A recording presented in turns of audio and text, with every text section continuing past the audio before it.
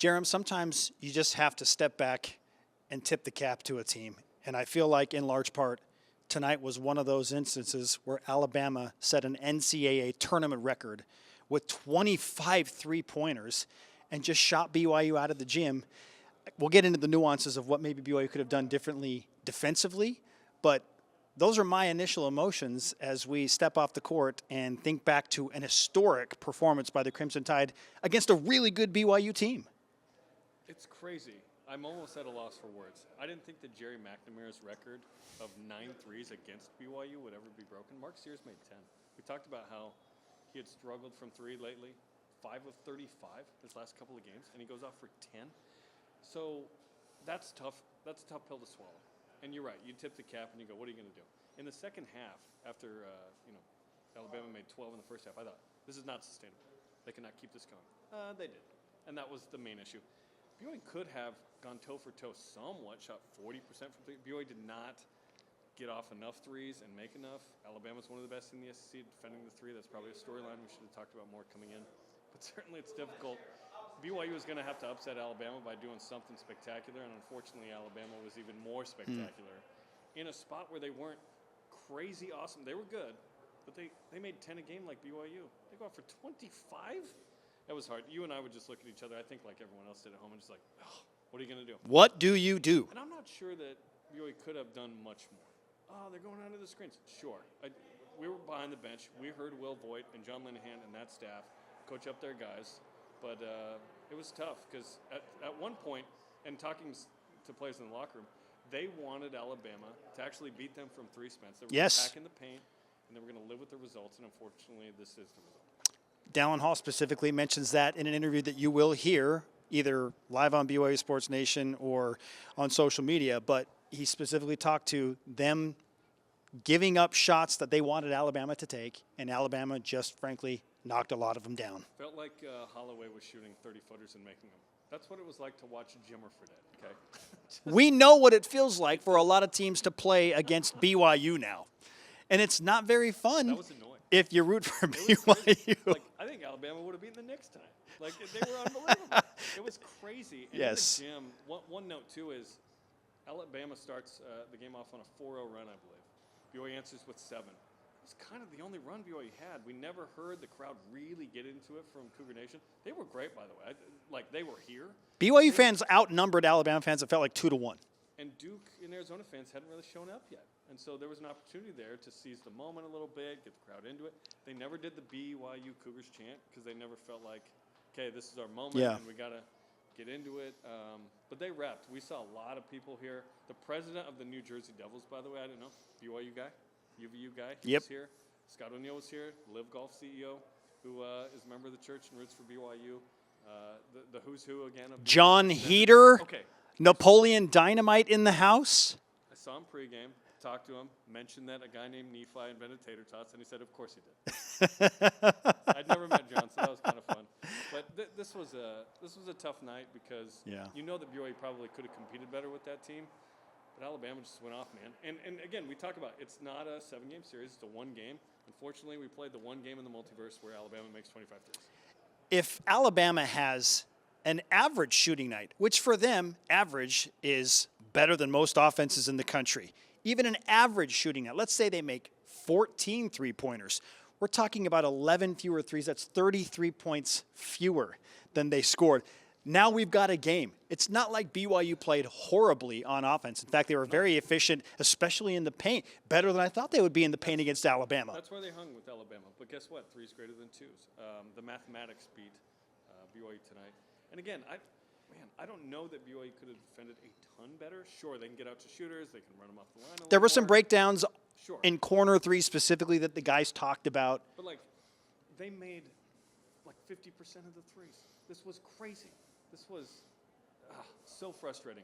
That's what it was like for opponents to play BYU quite a bit this year. BYU never got to that number, but to make in the teens in threes, that's a different version of a team. Again, Alabama was unbelievable. You tip the cap, you move on. But it is tough, Spence, because this team was special, and now this run is over. And it was a heck of a run. This was a crazy awesome season. Yeah. Emotions understandably high, specifically for Dallin Hall and Yegor Ademian, who was really, really understandably upset after the game. A lot of tears flowing. And you could sense that BYU, there was a moment early in the second half where they came out fired up. They had made their adjustments. You could sense this momentum shift, and then it just wasn't a super friendly whistle toward BYU. There were 4 questionable calls there. At this point, BYU lost by a bunch, so it's not a big deal. To me, it felt like that was the opportunity, the window, this slim crack in the window where BYU, maybe if they jump through that, then they can put a little pressure on Alabama. But do they not make all the threes they were going to make? Yeah. If that run happens from BYU. In hindsight, I don't really care to sort of question those calls at this point because it was way bigger than those calls. But that's an interesting point by you of, hey, how does the game change? Listen, we're talking about Doctor Strange, right? Like that, it felt like out of the that goes this way. How many millions of different results could play out if something happens here? It felt like that was like the slim crack in the basketball multiverse. If BYU had taken advantage early in the second half, maybe it changes something a little bit. But to your point, like Alabama just was nuclear from the three-point line. They were unbelievable. And now you sort of quickly move on to, okay, what was this season? It was one of the greatest in BYU history, Spence. We saw a team that won 14 games in the Big 12, tied for 3rd. They get into the NCAA tournament. They go to the Sweet 16 for just the 3rd time. Massive overachievement. Massive overachievement. Kevin Young talked about in the locker room with the guys that he said, hey, I didn't bring this up during the year, but I will now. You guys were picked 9th in the Big 12, and you're one of the last 16 teams to do it. That's amazing. You're tied for 9th, if you will, in what happened in the NCAA this year. Incredible foundation laid for this team, but BYU will never have that group of guys in that locker room again. And I think that's where the emotions come in, the finality of it for so many. Yes, you cherish this moment with those guys. How about those 4 seniors? They all went to the podium, by the way. That's who they sent. Mawit Mag, what a transformation he had in coming from Rutgers here. He played in this city to BYU. 3-and-D guy, perfectly. Trey Stewart put in that hard work, came off the bench, contributed as a great defender for BYU. Of course, Foose, the greatest shooter by percentage in BYU history. It's like 60%. He's been unbelievably consistent. And then you talk about who's the 4th senior that I'm missing here? So you mentioned Trey, Trevin, Mo, and Foose. Yeah. And Trevin Nell, one of the greatest shooters BYU's ever had, Spence.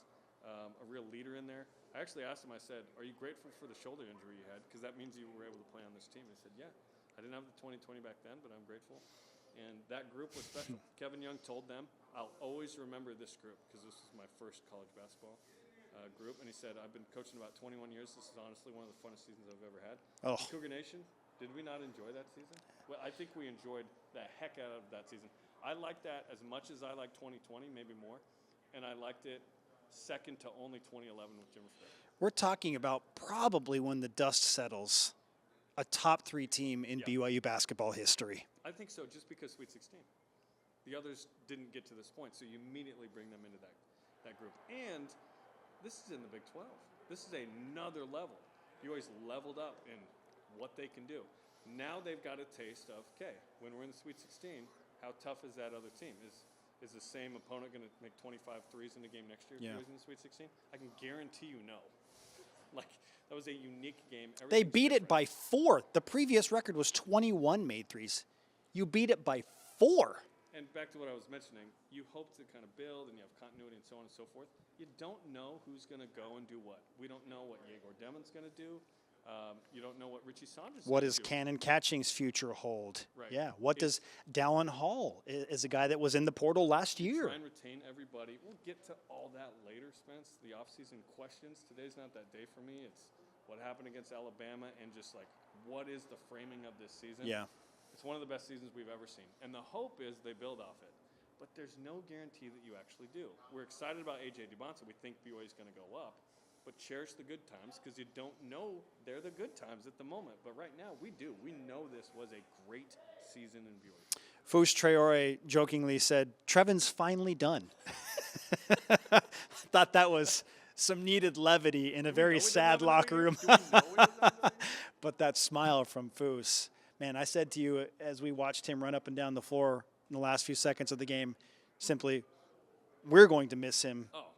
Just as guys that get to talk with him. As a person. And BYU certainly is going to miss him and everything he brought to BYU basketball. And his sister's going to play on the women's team. So awesome. Another Traore for a few more years. That'll be awesome. As BYU now turns the page, and again, we'll spend all offseason We've got time. talking about the roster movement, the personnel, and everything that goes into this. Can we just step back and talk about the staff for a moment? Crushed it. Kevin Young and the team that he assembled coaching-wise, how much they grew and gelled and came together this season, which is why I think, and the players kept saying it, trust in KY. Momag told me that. Foose told me that. Dallin told me, trust in KY and his staff.